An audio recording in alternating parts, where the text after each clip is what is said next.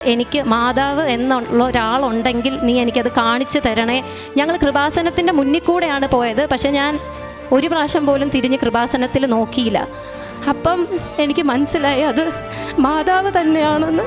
അങ്ങനെ ബിക്കോസ് ഞാൻ വളരെയധികം ലോജിക്കലി തിങ്ക് ചെയ്യുന്ന ഒരാളാണ്. ബിക്കോസ് ഒരിക്കലും ഒരു കോയിൻസിഡൻസ് അല്ല ഇത്. ബിക്കോസ് ഇത്രയും നമ്പർ ഓഫ് OPs ഉള്ള ഒരു RCCയിൽ ആ ഒരു അമ്മ എൻ്റെ അടുത്ത്. എൻ്റെ പേര് തനിമ, ഞാൻ ട്രിവാൻഡ്രത്ത് നിന്നാണ് വരുന്നത്. ഞാൻ ഒരു കാത്തലിക് കുടുംബത്തിലാണ് ജനിച്ചത്. പക്ഷേ എനിക്ക് പണ്ട് തൊട്ടേ മാതാവിൽ വിശ്വാസമില്ലാത്ത ഒരാളാണ്. എൻ്റെ വീട്ടിൽ എല്ലാവർക്കും മാതാവിൽ ഒത്തിരി അധികം വിശ്വാസമുണ്ട്. എന്നെ കെട്ടിച്ചുവിട്ട കുടുംബത്തിലും എല്ലാവർക്കും മാതാവിൽ വിശ്വാസമുണ്ട്. വിശ്വാസമുണ്ടോ എന്ന് ചോദിച്ചാൽ എനിക്ക് വിശ്വാസമുണ്ട്, പക്ഷെ അത് ഉള്ളിൽ നിന്ന് വരുന്ന വിശ്വാസമല്ല, ജസ്റ്റ് ബാക്കിയുള്ളവരെ കാണിക്കാൻ വേണ്ടിയിട്ടുള്ളൊരു വിശ്വാസം മാത്രമായിരുന്നു. അപ്പോൾ ഞാൻ ആദ്യം തന്നെ ഇവിടെ വന്ന് ഉടമ്പടി എടുത്തത് 2023 ജൂലൈ 28 ഇന്ന് അത് ഒരു വർഷം തികയുന്നു. ഞാൻ ആദ്യമായിട്ട് ഉടമ്പടിയിൽ വെച്ച കാര്യം എന്ന് പറഞ്ഞാൽ, എനിക്ക് മാതാവ് എന്നുള്ള ഒരാളുണ്ടെങ്കിൽ നീ എനിക്കത് കാണിച്ചു തരണേ, എനിക്ക് ഈ ഇൻറ്റർസെസറി പ്രെയറിൽ ഒരു ഫെയ്ത്ത് തരണേ എന്നാണ് ഞാൻ ആദ്യമായിട്ട് വെച്ചിരുന്നത്.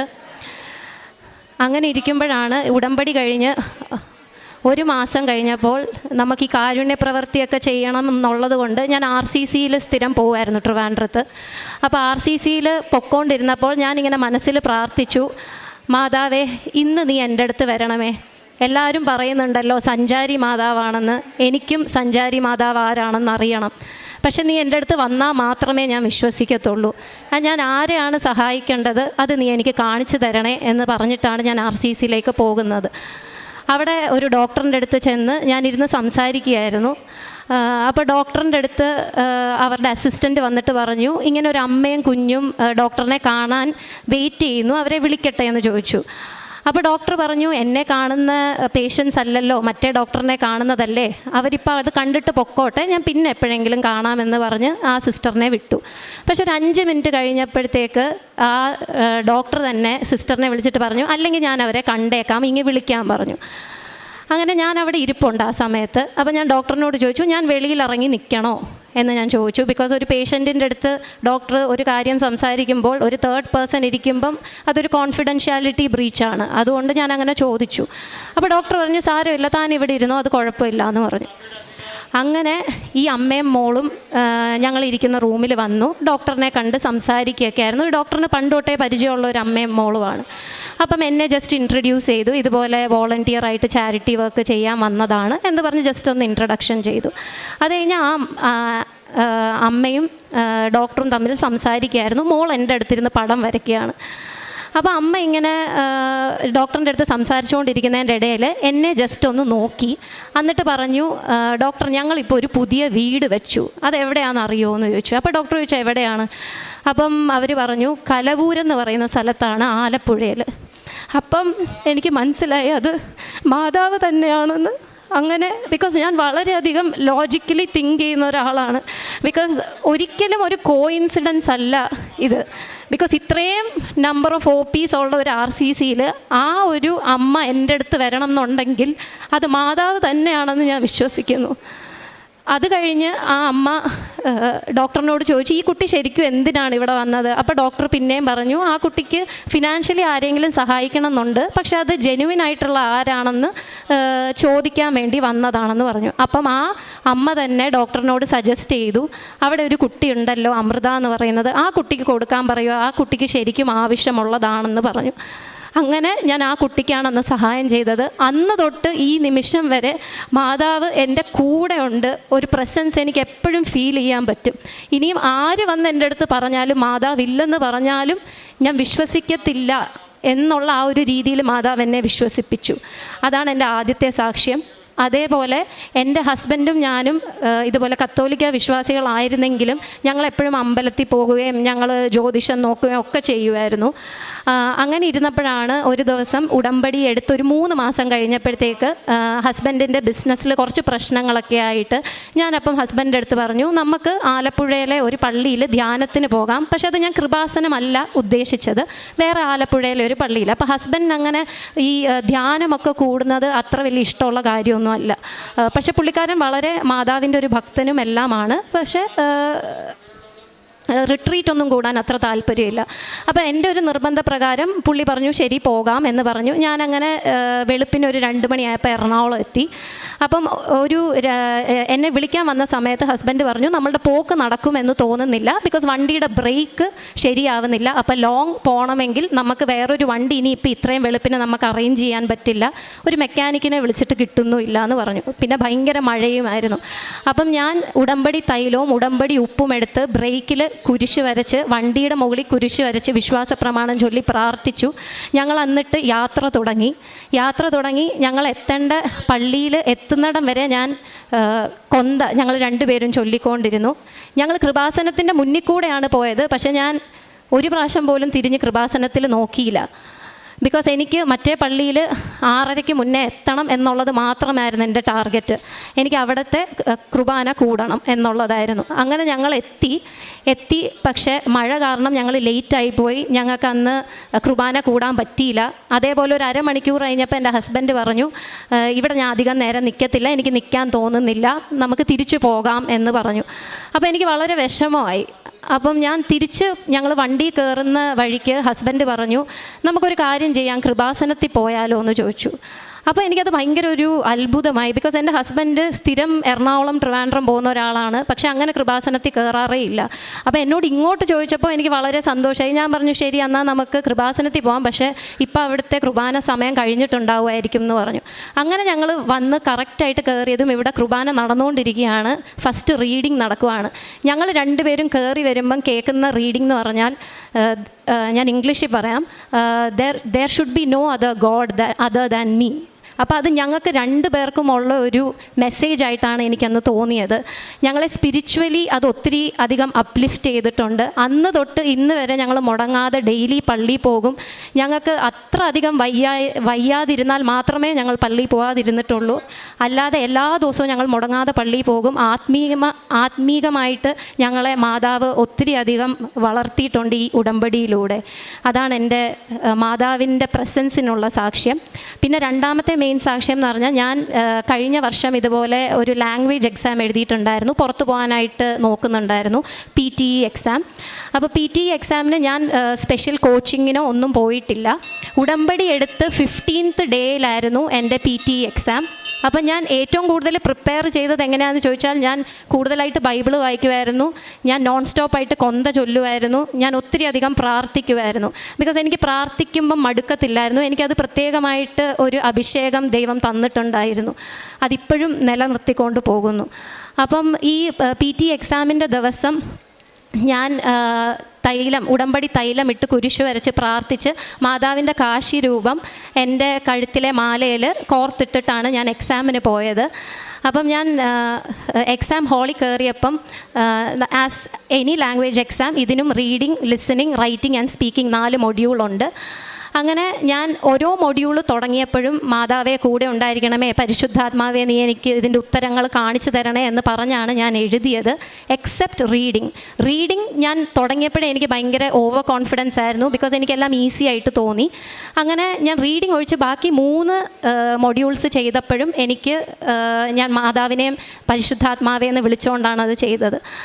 അപ്പം റിസൾട്ട് വന്നു കഴിഞ്ഞപ്പോഴത്തേക്ക് എനിക്ക് റീഡിങ്ങിന് 83, ബാക്കി 3 മൊഡ്യൂൾസിനും എനിക്ക് 90 എന്ന് പറഞ്ഞാൽ ഏറ്റവും ഹയസ്റ്റ് സ്കോർ ആണ് കിട്ടിയത്. അപ്പോൾ എനിക്ക് മനസ്സിലായി ഞാൻ മാതാവിനെ എവിടെയാണോ കൂട്ടുപിടിച്ചത് അതിനെല്ലാം എനിക്ക് പാടായിരുന്നെങ്കിലും മാതാവ് എനിക്ക് 90 മാർക്സ് തന്നു. ആൻഡ് റീഡിങ്ങിന് ഞാൻ എൻ്റെ സ്കില്ലിലാണ് ഞാൻ വിശ്വസിച്ചത്, അതിലെനിക്ക് 83 മാത്രമേ കിട്ടിയുള്ളൂ. പക്ഷേ ഓവറോൾ എനിക്ക് 90 തന്ന് മാതാവ് എന്നെ അനുഗ്രഹിച്ചു. അതേപോലെ ഈ എക്സാമിൻ്റെ റിസൾട്ട് 5 ഡേയ്സാണ് എടുക്കുന്നത് സാധാരണ വരാൻ, പക്ഷേ അതെനിക്ക് മാത്രം 5 മണിക്കൂറിനുള്ളിൽ ആ റിസൾട്ട് വന്നു. അപ്പോൾ 5 മണിക്കൂറിനുള്ളിൽ ആ മെയിൽ വന്നപ്പം ഞാൻ വിചാരിച്ചു അതെങ്ങനെ ശരിയാവും, ചിലപ്പോൾ ഇത് ഫേക്ക് മെയിലായിരിക്കും എന്ന് വിചാരിച്ചു. ഞാൻ എന്നിട്ട് കൺസേൺഡ് അതോറിറ്റീനെ വിളിച്ച് ചോദിച്ചു. അപ്പോൾ അവർ ചെക്ക് ചെയ്തിട്ട് പറഞ്ഞു ഇല്ല, ഇത് ഒറിജിനൽ റിസൾട്ട് തന്നെയാണ് എന്ന് പറഞ്ഞു. അങ്ങനെ മാതാവ് എനിക്ക് ടൈം ഷോർട്ടനിങ്ങിലൂടെ വലിയൊരു അനുഗ്രഹവും തന്നു. മൂന്നാമത്തെ സാക്ഷ്യം എന്ന് പറയുന്നത് എൻ്റെ ജോലി സംബന്ധമായിട്ടുള്ള സാക്ഷ്യമാണ്. ഞാൻ ഒരു ബയോമെഡിക്കൽ എൻജിനീയറാണ് ബൈ പ്രൊഫഷൻ. ഞാനപ്പോൾ കോവിഡിന് മുന്നേ വരെ ഹോസ്പിറ്റൽ ഫീൽഡിലാണ് വർക്ക് ചെയ്തത്. കോവിഡിൻ്റെ സമയത്ത് ഞാൻ എൻ്റെ സെക്കൻഡ് ബേബിയെ ക്യാരിങ് ആയതുകൊണ്ട് ഹോസ്പിറ്റൽ ഫീൽഡിൽ നിന്ന് മാറി നിൽക്കാൻ ഞാൻ റിസർച്ച് ഫീൽഡിൽ പോയായിരുന്നു. അപ്പോൾ റിസർച്ച് ഫീൽഡിൽ ഒരു 2 years കഴിഞ്ഞപ്പം പിന്നെ എനിക്ക് കുറച്ച് സാച്ചുറേറ്റഡ് ആയി. എനിക്ക് അവിടെ നിൽക്കാൻ പൊതുവേ താല്പര്യമില്ല. എനിക്ക് തിരിച്ച് ഹോസ്പിറ്റൽ ഫീൽഡിൽ വർക്ക് ചെയ്യാനാണ് താല്പര്യം. അപ്പോൾ ഓൾമോസ്റ്റ് ഒരു 11+ years എക്സ്പീരിയൻസ് ആയപ്പോൾ ഞാൻ എനിക്ക് ഭയങ്കരമായിട്ട് മെറിറ്റ് ഉണ്ടെന്ന് ഞാൻ വിശ്വസിച്ചു. ഞാൻ എവിടെ അപ്ലൈ ചെയ്താലും എനിക്ക് കിട്ടുമെന്ന് ഞാൻ ഓവർ കോൺഫിഡൻ്റായി. ഞാൻ പല സ്ഥലത്തും അപ്ലൈ ചെയ്തു, പക്ഷേ എനിക്ക് ഒരു സ്ഥലത്തും കിട്ടിയില്ല.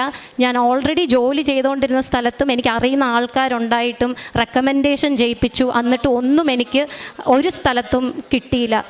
അവസാനം ഞാൻ ഉടമ്പടിയിൽ മാത്രം വിശ്വസിച്ച് പ്രാർത്ഥിച്ച് ഞാൻ അമ്മയുടെ അടുത്ത് പറഞ്ഞു, അമ്മേ എനിക്കിവിടെ ഇപ്പം ഞാൻ ജോലി ചെയ്തുകൊണ്ടിരിക്കുന്ന സ്ഥലത്ത് എനിക്ക് മാനസികമായിട്ട് പറ്റുന്നില്ല, ബുദ്ധിമുട്ടുണ്ട്. എന്നെ നാണം കെടുത്താതെ ഞാനവിടെ കോൺട്രാക്ട് ബേസിസിലായിരുന്നു. അപ്പോൾ ഈ കോൺട്രാക്റ്റ് February 28, 2024 തീരും. അതിന് മുന്നേ എന്നെ നാണം കെടുത്താതെ എനിക്ക് വേറൊരു ജോലി തരണേ എന്ന് ഞാൻ പ്രാർത്ഥിച്ചു. അങ്ങനെ ആ പ്രാർത്ഥനയുടെ ഫലമായിട്ട് എനിക്ക് March 1 ജോയിൻ ചെയ്യുന്ന പോലെ വേറൊരു സ്ഥലത്ത് എൻ്റെ ഫീൽഡിൽ തന്നെ എനിക്ക് ജോലി കിട്ടി.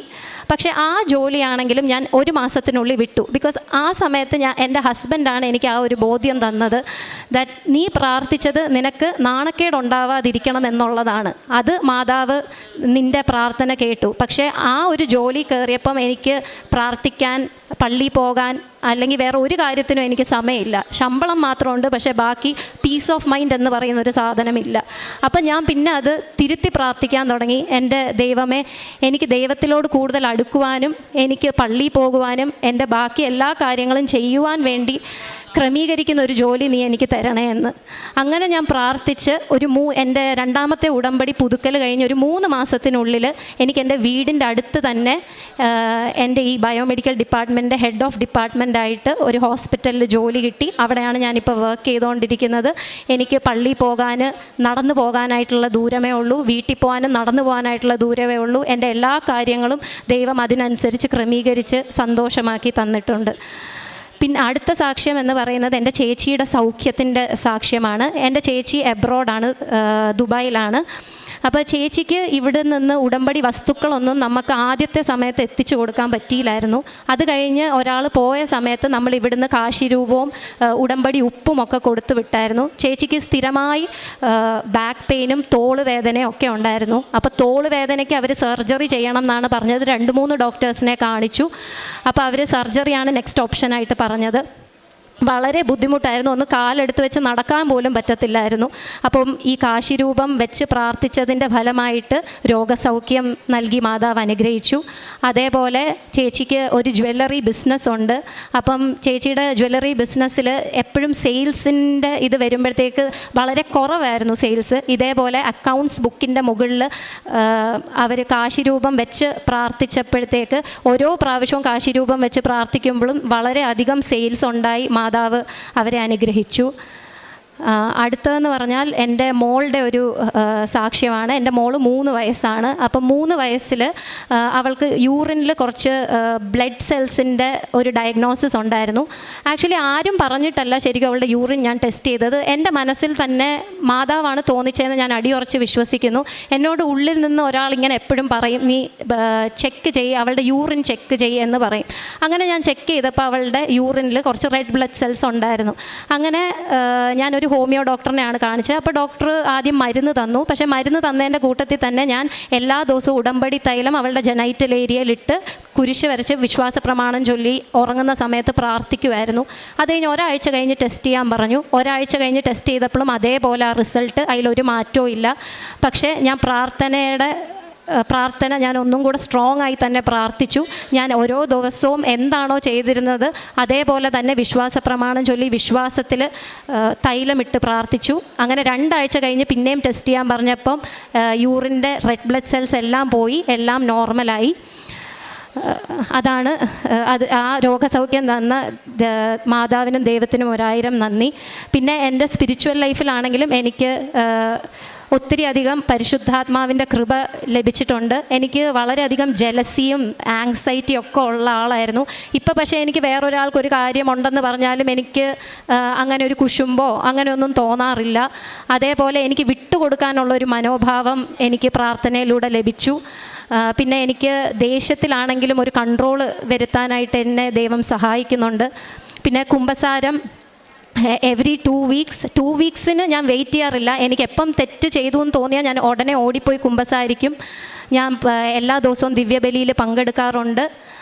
അതേപോലെ പ്രേക്ഷിത പ്രവർത്തനം എന്ന് പറയുമ്പം ഞാൻ ബസ് സ്റ്റാൻഡിലും ട്രെയിനിലും പിന്നെ ഞാനിപ്പം ഓഫീസിൽ പോവുകയാണെങ്കിൽ ഞാൻ എൻ്റെ ID കാർഡ് ഇട്ടുകൊണ്ട് തന്നെയാണ് പോയി എല്ലാവർക്കും ഈ പത്രം വിതരണം ചെയ്യുന്നത്. അപ്പം ഒരു പ്രാവശ്യം ഞാൻ ഇതുപോലെ ചെയ്തപ്പം എന്നോട് അവർ ചോദിച്ചു, ഇത്രയും പഠിപ്പുള്ള ഒരാൾ ഇങ്ങനത്തെ കോമാളിത്തരം കാണിക്കുന്നത് എന്തിനാണെന്ന് ചോദിച്ചു. സാധാരണ ഇങ്ങനെയൊക്കെ ചോദിക്കുമ്പോൾ എനിക്ക് പെട്ടെന്ന് ദേഷ്യം വരുന്ന ഒരാളാണ്. പക്ഷേ എനിക്ക് ആ പരിശുദ്ധാത്മാവിൻ്റെ കൃപ ഉള്ളത് കൊണ്ട് ഞാൻ ഒന്നും പറഞ്ഞില്ല. ഞാൻ പറഞ്ഞു, അത് നമുക്ക് ഓരോരുത്തർക്കും ആ അനുഭവം വരുമ്പോഴേ നമുക്ക് മനസ്സിലാവുള്ളൂ. നിങ്ങൾ അറ്റ്ലീസ്റ്റ് ഈ പേപ്പറിൽ ദൈവത്തിൽ നിന്ന് ഓരോരുത്തർക്ക് ലഭിച്ച അനുഭവങ്ങളാണിത്, നിങ്ങളൊന്ന് വായിച്ചെങ്കിലും നോക്കിയാൽ മതി, ദൈവം നിങ്ങളെ അനുഗ്രഹിക്കുമെന്ന് പറഞ്ഞു. അപ്പം ഒരു ദിവസം ഞാൻ ഇതുപോലെ ബസ് സ്റ്റാൻഡിൽ പത്രം കൊടുക്കാൻ പോയപ്പം എൻ്റെ അമ്മയും കൂടെ ഉണ്ടായിരുന്നു. അപ്പം അമ്മയുടെ അടുത്ത് ഒരാൾ ഇതുപോലെ എന്നോട് ഭയങ്കര ചൂടായിക്കൊണ്ട് വന്നു, താനൊരു എൻജിനീയറായിട്ട് താൻ എന്താണ് ഇങ്ങനത്തെ മന്ദബുദ്ധിത്തരം കാണിക്കുന്നത്. അപ്പം എൻ്റെ അമ്മയ്ക്ക് അത് ഭയങ്കരമായിട്ട് ബുദ്ധിമുട്ടുണ്ടാക്കി. അമ്മ അപ്പം എന്നോട് ചോദിച്ചു, നീ എന്തിനാ ഇവർക്കൊക്കെ പത്രം കൊടുക്കാൻ പോകുന്നതെന്ന്. അപ്പം എനിക്ക് പരിശുദ്ധാത്മാവായിട്ട് തോന്നിച്ചാണ് ഞാൻ അമ്മയുടെ അടുത്ത് പറഞ്ഞു, അമ്മേ, പ്രേക്ഷിത പ്രവർത്തനത്തിന് ഇതൊക്കെ നമ്മൾ കേൾക്കേണ്ടി വരും, നമുക്ക് വേണ്ടിയല്ലേ ഈശോ കുരിശിൽ തറയ്ക്കപ്പെട്ടത്, ഒരു തെറ്റ് പോലും ചെയ്യാതെ. അപ്പോൾ ഇതൊക്കെ കേട്ടാലും കുഴപ്പമില്ല, ഈശോയുടെ വചനം ബാക്കിയുള്ളവരിൽ എത്തണം എന്ന് പറഞ്ഞാണ് ഞാൻ എപ്പോഴും പ്രേക്ഷിത പ്രവർത്തനം ചെയ്യാറുള്ളത്. പിന്നെ അതേപോലെ പ്രേക്ഷിത പ്രവർത്തനത്തിൻ്റെ പത്രം കൊടുക്കുന്ന മാത്രമല്ല, ഞാൻ എല്ലാ ദിവസവും ബൈബിൾ വായിക്കുമ്പം എനിക്ക് പരിശുദ്ധാത്മാവ് തോന്നിക്കുന്ന ഓരോ വചനം അതിൻ്റെ എക്സ്പ്ലനേഷനായിട്ട് എൻ്റെ കോൺടാക്ട്സിലുള്ള എല്ലാ ആൾക്കാർക്കും ഞാനൊരു ബ്രോഡ്കാസ്റ്റ് ഗ്രൂപ്പ് ഇട്ടിട്ടുണ്ട്. അവർക്ക് ഞാൻ ഡെയിലി അയച്ചു കൊടുക്കും. അപ്പോൾ ഞാൻ ഒരു ദിവസം അയച്ചില്ലെങ്കിൽ ആൾക്കാർ ഇങ്ങോട്ട് ചോദിക്കും, ദാറ്റ് ഇന്ന് ദൈവത്തിൻ്റെ വചനം വന്നില്ലല്ലോ. അപ്പോൾ പലർക്കും അത് ഭയങ്കര ഒരു എനർജി ബൂസ്റ്ററാണ്. അപ്പം നമ്മളിലൂടെ ദൈവത്തിൻ്റെ വചനം ബാക്കിയുള്ളവരിൽ എത്തിക്കാൻ ദൈവം എന്നെ ഒരു ഇൻസ്ട്രുമെൻ്റായിട്ട് യൂസ് ചെയ്യുന്നതിൽ ദൈവത്തിന് നന്ദി പറയുന്നു. അതേപോലെ കാരുണ്യ പ്രവൃത്തി എന്ന് പറയുന്നത് ഇതേപോലെ ഞാൻ RCCയിൽ പിള്ളേരുടെ വാർഡിലാണ് യൂഷ്വലി പോകാറുള്ളത്. അവിടെ യൂഷ്വലി ഒരു 100 പേഷ്യൻസ് ആണ്, കുഞ്ഞുങ്ങളാണ് ഒരു ദിവസം ക്യാൻസർ ബാധിച്ചിട്ടുള്ളവർ വരുന്നത്.